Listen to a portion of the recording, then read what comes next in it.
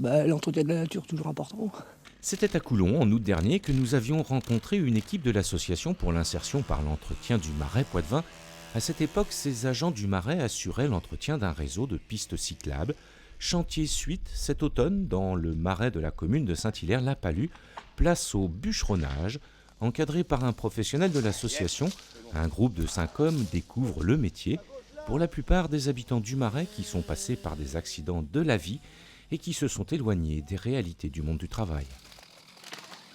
On pourrait être considéré comme un tremplin pour que les personnes en fait, qui sont, selon les cas, en plus ou moins grande difficulté par rapport à l'accessibilité d'un emploi éventuel, nous, on les aide à monter quelques marches d'escalier. On ne fera pas la totalité du boulot parce que d'abord les gars, il faut qu'ils en prennent quand même une énorme part de leur côté. Quand il a passé les 45 degrés. On axe tout notre travail sur la sécurité, la prise de consignes et l'enregistrement des consignes. T'as les branches qui vont gêner, tu la fais juste tomber pile poil dans cet axe-là. Les pompes, c'est bien pour avoir confiance en soi, se relancer dans une vie professionnelle et pas rester à rien faire chez soi. Voilà, on va au taf tous les matins, puis voilà quoi, ça nous aide.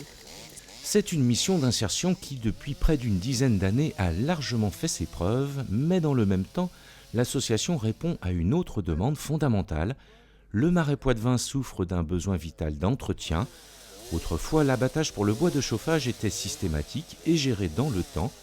Une action régulière qui permettait également d'entretenir les prairies et de maintenir l'écoulement des eaux sur ces terres humides gagnées sur l'océan. C'est le frêne tétard, il est à peu près entre 1 mètre et 2 mètres de haut.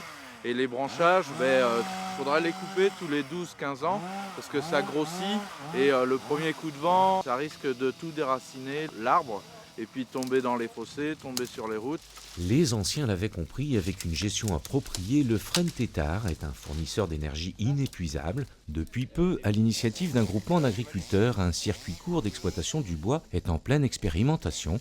Le bois qui est ici abattu va être broyé en fines plaquettes.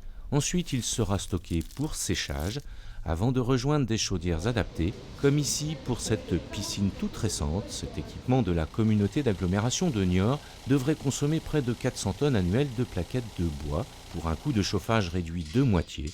Insertion, nouveaux emplois, exploitation d'une ressource naturelle et renouvelable, un circuit de proximité pour répondre localement et durablement aux besoins de la population.